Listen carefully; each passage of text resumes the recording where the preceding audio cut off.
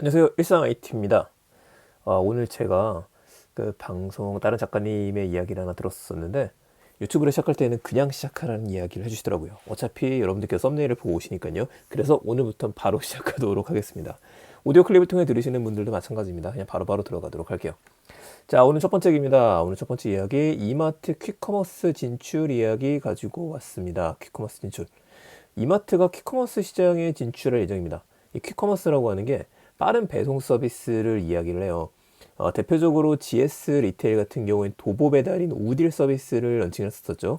우리 동네 딜리버리, 도보로 배달해서 돈도 벌어갈 수 있는 그거 런칭했었고, 쿠팡하고 배달의 민족 같은 경우에는요, 그 각각 작은 슈퍼마켓 형태의 점포를 만들었어요. 그래서 20분 내 배송, 15분 내 배송 이런 이야기들이 나오고 있었습니다. 특히 쿠팡 같은 경우에는 여기에도 상주하는 그 배달원들을 모시고 나서 하기 때문에 더 빠르다라는 얘기도 나왔었죠. 그만큼 뭐 규모가 확 늘어나지 못하는 구조이긴 합니다. 계속 이런 테스트가 진행이 되는 가운데 저도 리테일 테크에 대한 이야기를 하면서 퀵커머스가 올해 화두라는 이야기를 드렸어요. 이거 할 수밖에 없거든요. 사람들이 이제 새벽 배송을 넘어서서 더 빠른 배송을 원하기 때문에 그렇습니다. 이 접점이 계속 늘어나고 있고, 그렇다 보면은 멀리 있는 물류센터에서 보내야 되는 회사들은 상대적으로 약해질 수밖에 없어요. 그렇다면 다음 스텝에서 필요한 거는 물류창고다. 이 물류창고를 도심에 두는 거를 뭐라고 얘기했냐면 마이크로 풀필먼트라고 이야기를 합니다. 풀필먼트가 물류센터니까 작은 규모의 물류 단지를 만드는 거다. 이렇게 생각하시면 될 것 같아요. 이게 창고형이 될 수도 있고 아니면 1층을 슈퍼마켓 형태로 바꿀 수도 있긴 합니다. 자, 이번엔 이마트가 바로 이 센터를 만든다는 얘기예요. 이게 지금 어디에 만드는지 나와가지고 제가 네이버 맵에서 검색을 한번 해봤습니다. 1호점이 들어서는 곳이 노년역이나 신논현역 사이에 위치한 위치한 일렉트로마트 노년점이 있던 공간이라고 이야기합니다. 그러니까 이쪽이 강남이니까 노년역 나오셔갖고요. 쭉 올라가다 보면은 이쪽에 있는 거예요. 여기 맛집 많죠? 바로 이곳에 둔다. 여기 전기차 충전소도 있더라고요, 보니까. 최근에 여기에 뭐가 있었었냐면은 일렉트로마트부터 시작해서 이마트 계열에서 시작한 삐에로 쇼핑까지 전체를 채웠었던 거였었는데 이게 문을 닫았습니다. 그 지상 1, 2층 건물이고요. 250평 규모라고 이야기를 해요. 여기를 채우겠다는 뜻이겠죠. 이걸 어떻게 퀵커머스를 더 차별화시킬지에 대해서 내용이 나온 건 없습니다. 근데 여기서는 신선식품도 배달이 가능하다라는 이야기가 나오는데 이 SSG닷컴이 구독자 서비스를 시작을 했잖아요. 이것 때문에 이것까지 같이 흡수할 수 있지 않을까? 라면서 기대를 모으고 있습니다. 자, 보시게 되면은 이 동선을 딱 그려보게 되면은 요 정도 라인에서는 15분 배송이 가능하다는 얘기로 봐야 될 것 같아요. 그러니까 강남까지 넘어오지는 가능하려나? 붐비는 게 아니면 강남까지 넘어올 수도 있겠지만 대부분 이 근처에서 소비가 되지 않을까라고 생각을 해보게 되네요. 1시간 배송 이런 건 안 됐고요. 제가 1시간 배송이라는 것도 얼핏 보긴 했었는데 요즘에 1시간 배송 많이 하고 있으니까 이 퀵커머스를 제일 잘하는 곳 중에 하나가 중국의 허마신성이죠. 그 얘기는 제가 다음에 또 드릴 수 있도록 하겠습니다. 우선 일렉트로마트 노년점 있던 곳에 이마트가 퀵커머스 시장에 진출을 했다. 퀵커머스가 올해 더 많이 이슈가 될 예정이다. 요거 기억하죠. 자, 두 번째 입니다. 롯데 렌탈이 소카의 3대 주주가 됐어요. 1,800억 원 정도를 투자를 한 건데 1대 주주가 누구냐면은 이 대표가 한번 바뀌었었죠. 이재용 소카 전 대표의 SOQRI 이름이 좀 애매하긴 합니다만 SOQRI가 1대 주주고요. 2대 주주가 SK입니다. 그리고 이제 롯데렌탈은 제가 이제 영상에 지금 사진 하나 넣어놓은 게 자회사로 이제 그린카가 있어요. 예전에 인수를 했거든요. 이걸 갖고 있는데 그렇다면은 국내에서는 소카 아니면은 그린카거든요.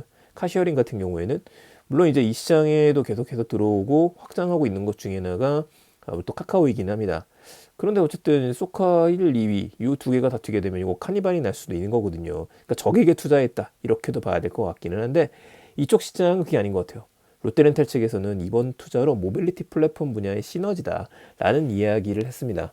시너지가 나기 위해서는 데이터에 대한 공유라든지 아니면 제휴가 이루어져야 된다는 얘기가 될 텐데 과연 이게 어디까지 갈지는 모르겠어요. 중국의 사례를 보게 되면은 디디추싱이라는 회사가 있죠. 디디추싱 같은 경우에도 이게 착 걸리네 갑자기. 콰리자터하고 디디자터 어쨌든 그 두 개의 예전에 회사가 막 싸우다가 큰 회사 하나를 물리치고 난 다음에 둘이 힘을 합쳤었죠. 그래서 이제 하나의 회사가 됐어요. 디추싱이라고 하는. 그것처럼 하려고 그러는 게 아닐까라는 냄새도 살짝 나긴 합니다. 언젠가 우리가 소카랑 그린카가 합칠지도 모르겠다는 생각을 저는 이번에, 요건 이제 뇌피셜이죠. 제가 좀 이야기를 드리고요. 결국 왜 이거를 하느냐. 좀 더 보태자면 롯데렌탈이 원하는 건 데이터이기 때문에 그래요. 모빌리티 쪽에서 오는 데이터가 어마어마하죠. 이 그린카 자체를 인수한 이유도 데이터에 있다라고 보고 있습니다. 그렇지 않다면 이런 것들을 굳이 할 필요가 없을 테니까요. 자, 소카의 투자도요. 그렇다면 확장해서 보자라면 카카오 모빌리티에 대한 대항마다라고 좀 볼 수 있을 것 같습니다. 퀵커머스에서 제일 중요한 게 데이터에 대한 중요도는 앞으로도 빠지지 않을 것 같습니다. 과연 누가 모빌리티 쪽의 강자가 될 수 있을지 아직까지는 국내에선 카카오가 최대 강자이긴 하네요. 저는 마지막 얘기입니다. 밀리의 서재 이야기 준비를 했습니다. 밀리의 서재에서 라이브 방송 밀리 라이브를 출시를 했어요. 저도 밀리의 서재가 나오자마자 구독하기 시작해서 지금까지 하고 있으니까 꽤 오랫동안 쓰고 있죠. 그 변천사를 다 보아왔었는데 다른 것들하고 다르게 밀리의 서재 같은 경우는 책을 좀 재밌게 볼 수 있는 방법을 이야기하는 걸로 유명하죠. 근데 이 책 채널에서는 책에 대한 이야기는 다루지는 않고 연애, 고민 상담 등 다양한 소재를 라이브로 풀어낸다라고 합니다. 그러니까 책을 바탕으로 해서 딴짓을 하는 거예요.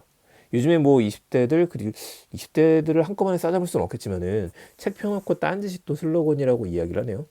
좀 궁금한 컨셉인데 첫 방송은 7일날 9시부터 기승전 타로로 시작을 했습니다. 가운데 있죠? 기승전 타로 언니가 해결해줄게 운동하는 타로 마스터 클로이 언니와 함께 이게 이제 끝나고 10시부터 그러니까 3시간 동안 하는 겁니다. 10시에 라이브라는 거는 월요일하고 수요일만. 그래서 오늘 헤어졌어요. 내 환장 연애. 이거 좀 재밌을 것 같습니다. 연애를 책으로 배운 사람들을 위해서 뼈 때리는 현실 조언을 하겠다. 요거 같은 경우에 일주일에 2번 하는 거고요. 자, 11시에 하는 게 있습니다.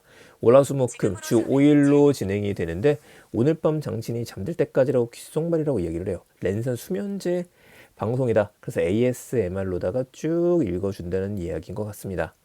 다 하다가 댓글로 소통하면 잠이 안 오지 않을까 싶기는 한데 저도 어제를 놓쳐가지고 오늘 좀 들어봐야 될 것 같아요.